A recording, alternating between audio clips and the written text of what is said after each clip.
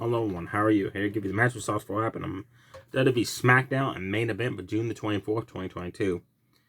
Main event was terrible. It sucked. It was hard to watch, folks. Judgment Day. So that's where the hell they went. Judgment Day has been AWOL from WWE for 2 weeks. Ever since they took Edge out of the group because Vince McMahon wanted to make it more supernatural like the Wyatt family. And Edge said, no, that's not going to work. So Vince McMahon's like, you know what? You're out of Judgment Day. So, they've been AWOL, like I said, for Raw for 2 weeks. Well, apparently they've been on main event this week. So that's not a good sign. If you're on Monday Night Raw, like you're up here, and now you're on main event, that's kind of going down the rung of the ladder. That's not good. Pretty sure they're probably on the freaking pre-shows on pay-per-views, no matter luck. Anyways, they took on the Mysterios. Dominic was impressive. I gotta admit, Dominic cleaned house for quite a bit. Taking it to Finn Balor, taking it to Damian. Until Damian Priest had enough and clotheslined him down. Then they isolated, worked on him. He got away when he hit a running bulldog on Finn Balor, tagged in Mysterio. Now this is the part I didn't like. Mysterio got in, quickly hurricanrana Finn Balor off the top rope, and then went for the 619. And Damian Priest blocked it. Like he grabbed a hold of him and stopped it. And knocked him down. The referee disqualified him. Like, what the hell? It's a tag match. I've seen many tag matches where a guy goes to do a finisher on a guy, his partner will stop it. He doesn't get disqualified.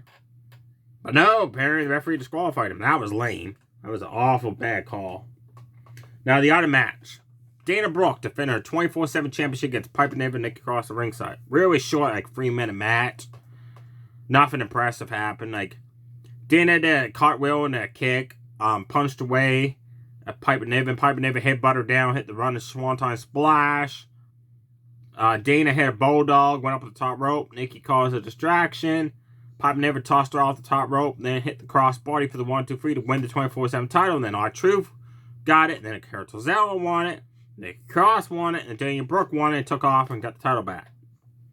So it's basically important this having it as a title match. I'm happy Piper Niven won though. Happy there. Now on to SmackDown. SmackDown has 6 matches, folks. Only 2 are worth watching. The other 4 was just garbage, I thought. The New Day had a dance-off of Shanky and Jinder Mahal. Shanky did some cool dance moves. He's getting better, but he's got to change it up. It's the same old stuff. Jinder Mahal, I don't even know why he was on the dance-off because he never danced once. So New Day was dancing with Shanky, and then all of a sudden, this is what I loved. The Viking Raiders returned. They were sent back to NXT for a couple weeks. And then they showed back up. They turned heel finally. Like, I think this is the first time they've been full-blown heels in their careers. Since coming up from the main show from NXT. I'm pretty sure NXT they were faces as well. Maybe they started off as heels but turned faces. I can't remember. But they just freaking destroyed the holy hell of the New Day. I just massacred them. I love the face paint they got in there, like the eyeshadow stuff going on. I like the new outfits. Hopefully this means they finally win the SmackDown Tag Team titles that they should have won last year. But instead we had the Usos against Nakamura and Rick Boogs, which made no sense. They should have finished it with the Viking Raiders beating the Usos because of the rivalry, but nope. Also, if the Viking Raiders finally do win the Tag Team titles, I am pretty sure they would be the first tag team to have to start off in NXT, win those tag team titles, go to the main show, win the Raw tag team titles, get drafted to SmackDown, and win those tag team titles. They'd be the first tag team to start off on NXT, Raw, and SmackDown and hold all those championships at one point out in their career. Sonya Deville shelled a big mouth off and got sent into a handicap match. She complained that she was not in a qualifying match for Money in the Bank. But Lacey Evans and Regal was. So, she had to face both of them in a handicap match. But, Sonya Deville did not come out alone. She brought out Shayna Baszler and Desire Lee folks. I don't even know why, honestly, because they didn't do nothing. But anyways. Terrible match. Like, Regal messed up doing a shoulder tackle. Like, how can you mess up doing a shoulder tackle? Like, she ran at Sonya Deville, then stopped. I was like, oh yeah, I'm supposed to shoulder tackle you. And then, I'll shoulder tackle you. Like, what the heck is that? At one point, Sonya and Lacey both went to big boot each other, and they never connected at all, but they made it look like they did.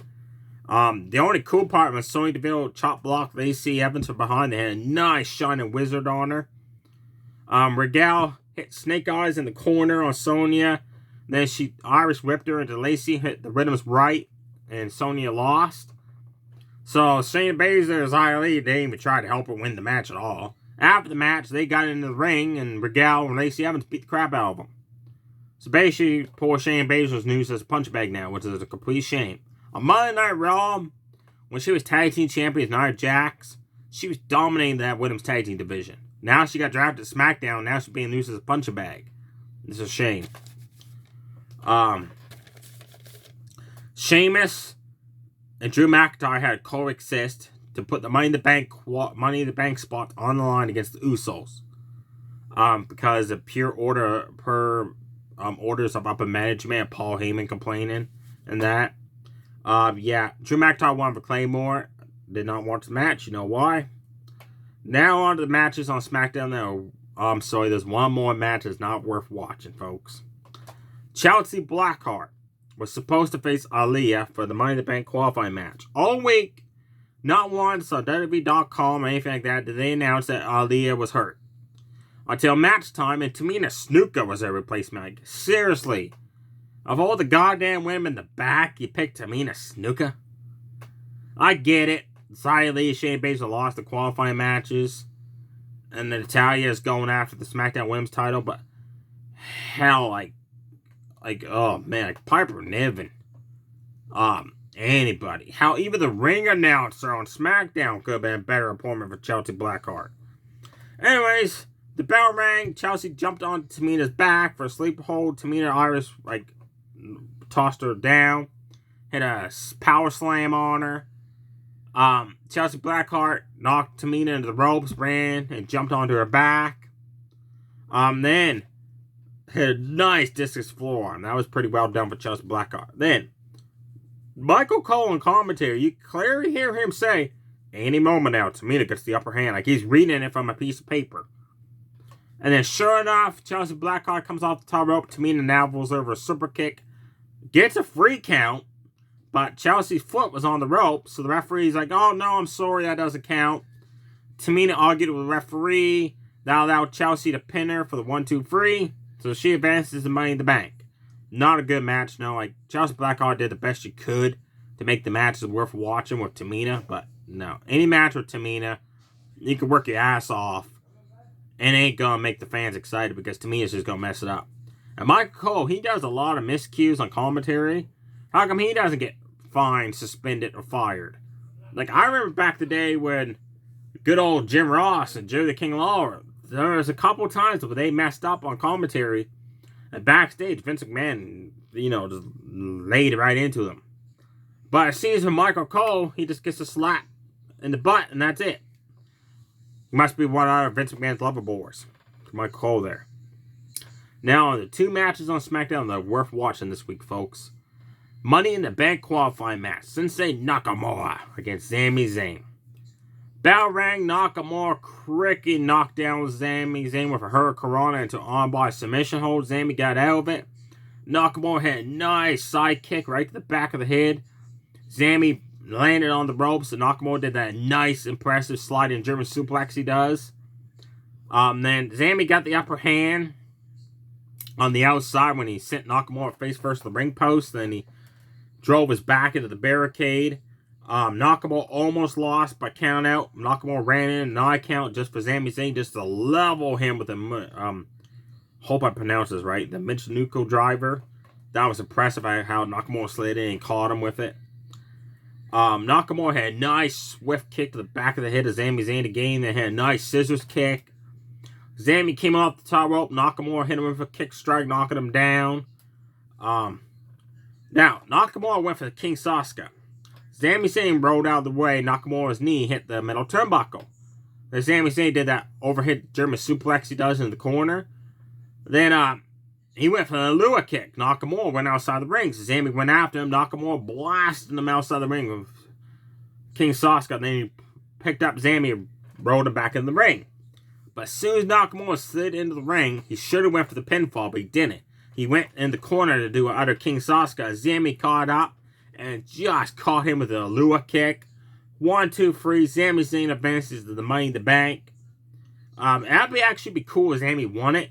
Because think about it. He's supposed to be an honorary member of the Bloodline, folks. Like, he could win that briefcase. And he could be the one that could defeat Roman Reigns. Because Roman Reigns would be like, thinking like, yeah, this guy's got my back, you know. Sami could just cash in just like that and cost Roman.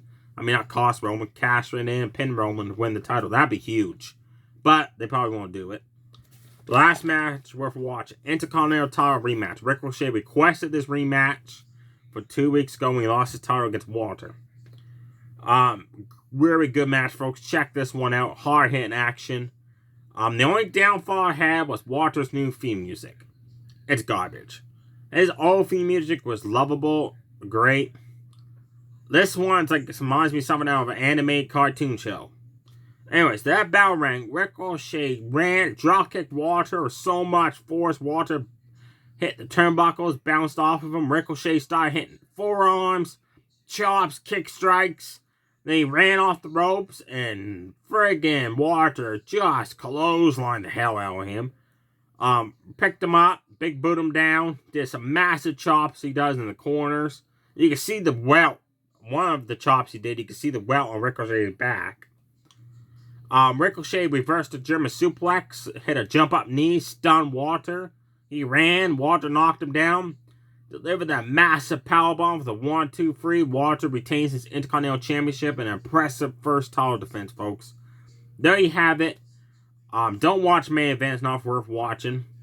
SmackDown, definitely check out the Intercontinental title rematch and Nakamura versus Sami Zayn for Money in the Bank. The other matches weren't good to watch at all. Let me know below. You think that's a bad sign that the Judgment Day was on main event this week? Stay safe, everybody. Too sweet. Bye.